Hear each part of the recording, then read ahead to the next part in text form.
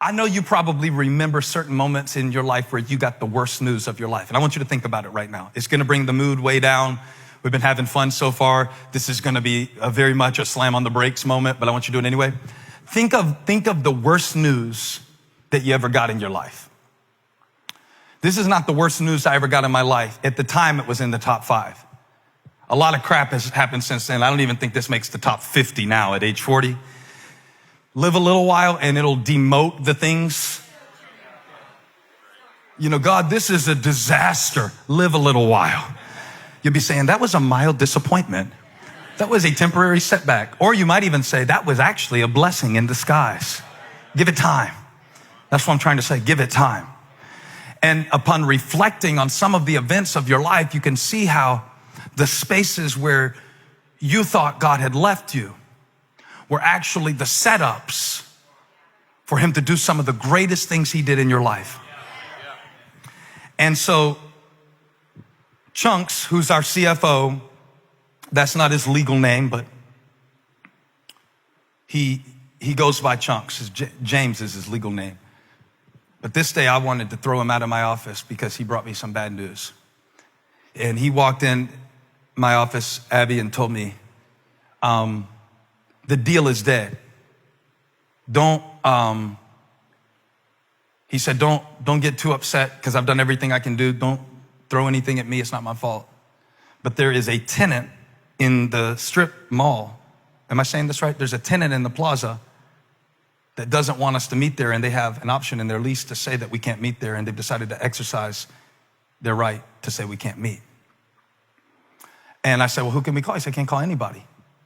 Can we call Ghostbusters? No, we can't call Ghostbusters. Can't call anybody. There's nothing left to do. The deal is dead. I said, okay. And he said, I guess I'll go ahead and cancel the buses. Now, I don't know what came over me next because I don't always have this much faith. I usually don't have this much faith. But something in me, have you ever had something in you tell you that although everything seems to be against you, that God is for you? And see, in these moments where you feel that on the inside, you don't even know how God is going to do it, but something in you becomes so convinced that neither life, nor death, nor angels, nor demons, nor the present, nor the future, nor the past, nor any other power shall be able to separate me. So something on the inside of me in that moment, I need you to get this, stood up against what was going on around me at the moment. And although I didn't understand what was going on around me, what was inside of me, and I almost like felt myself saying it. Do you ever watch yourself saying stuff and it's like you're having an out-of-body experience and you're like, who even is this talking right now? And I said to him, don't cancel anything. We're going anyway. He said, what are we going over there to do? I said, I don't know yet, but don't cancel the buses. We had 2 buses booked. Apparently they were booked on a low budget because they had no air conditioning. It was a Carolina muggy summer when we loaded up our donors and said, we are taking you over to a building tonight and we are going to pray. Now, we didn't march around the building 7 times or anything like that because we didn't want it to fall down. We just wanted God to let us in. But we got down and we prayed, and I will never forget the sight, because some of you come on this church and you're like in a consumer mode and you don't know this part of the faith that it took for this family to exist all around the world. When they got down on their knees in the loading dock of the Matthews Plaza and prayed, God, make a way. And I need somebody to pray that right now, just as boldly as you can. God, make a way. Now, see, the thing about praying God make a way is you don't get to define the way that he makes. So we prayed, and I think they have a picture of the plaza. I want to just show you something. This is where we were, and this is what it looked like. And now go to the next picture. This is what it is.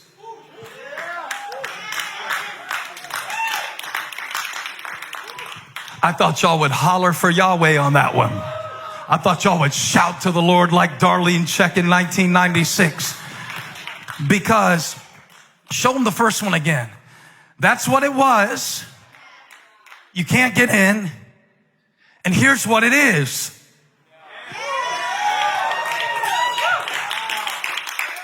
Every time I drive up to our offices, I have to remember that between what it was, go back, and what it is, was a space where I did not know what God was doing. Why are you talking to me about an office plaza? I'm not. I'm talking to you about this season of your life. And God told me to call it flex space. Flex space. The space between, give them the pictures one more time, please. The space between, go to the second one, this and that. This and that. Don't worry, I'm not raising any money. We can't even go in our buildings right now. I don't need to buy one. This is not a message about buildings. This is a message about belief. About belief. And it was so cool when Chunks was showing me all the plans for when we finally were able to rent the space, because he called me one morning and said, the tenant that didn't want us in just went out of business. I'm not saying that God put him out of business. I'm just saying that God made a way. I'm not here to tell you the details of how he did. How many of you know, I'm not saying that I deserve it. I'm just saying I've got it. I'm not saying that it all makes sense. I'm just saying I have faith. Graham, am I preaching too hard for these quarantine Christians? I'm not saying it's not scary. I'm just saying God is with me. I can't explain it, but I got it. So he was showing me how on the blueprint, because I'm not very good at visualizing. This isn't my expertise. This is Josh Blackson and Chunks. They were showing me the square footage that we were going to take over. We don't own 42,000 square feet of it. We don't rent any of it. We own 140,000 square feet of it because God blessed us so much that we're able to use all of it to get the gospel out all over the world. That's not my point. My point is this. When he was showing me the square footage, there was one piece that when we were buying the property, we were buying the entire 140,000 square feet. I said, what about that space? Because it didn't have anything in it. This was going to be the creative office, and this was going to be the auditorium, and this was going to be the meeting room, and this was going to be the conference room. I said, what about this space? And there was a blank part right there where it was just all this square footage that I said, we're just going to waste all that space? Now catch this revelation. He said, no, it's not wasted space. That's flex space. I said, and I know what flex space is, but just so I can hear your definition of it, what exactly do you mean when you say flex space? And he didn't know it. He thought he was talking about a building, but he wasn't. He was talking about faith. He thought he was showing me a floor plan, but really he was showing me faith. He thought he was pointing to a blueprint, but really he was teaching me something about belief. He said, we want to leave this space empty on purpose so we can grow into it. You remember saying all this? You said something like this. This is the edited version. He said, because he didn't probably say it this eloquently, but this is how I heard it, okay? He said, this space can be anything we want. So at the time, look how it looked. This was the Ashley Furniture Showroom. Look at that. I said, we're going to waste all that space. We're not putting anything in it. He said, it's not wasted. It's flex space. It's designed to be flexible. We don't want to put permanent fixtures in this place yet because we don't know what it needs to be based on how God is going to bless our ministry. So we don't know what ministry is exactly going to look like, but we're going to go ahead and take the space over, but we're not going to assign a purpose for it. He said it's flex space. Now in the last few years, let me show you what I've seen. Next picture.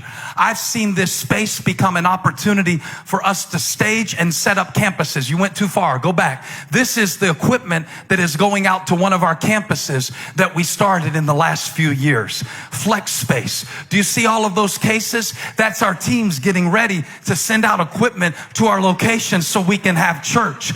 Now we didn't even know we were starting the location yet when we ordained the space as flex space. But God knew the space that we would need for the opportunity we didn't even know we would have. Next picture. This is our Love Week team, where we served our city over 100,000 hours with Jamie Waldron's AirPods, Beta AirPods, with the cord in her ears, smiling because we're feeding the hungry, and we're touching the people who nobody else is touching, and we're moving from this space. This is not a warehouse. It's a headquarters. It's a staging room. The stage is being set for compassion to be released. Next picture. I saw our staff worship in this space as we were growing and expanding, and what looked like it was wasted was a stage that God was setting. How many know He takes what the enemy means for evil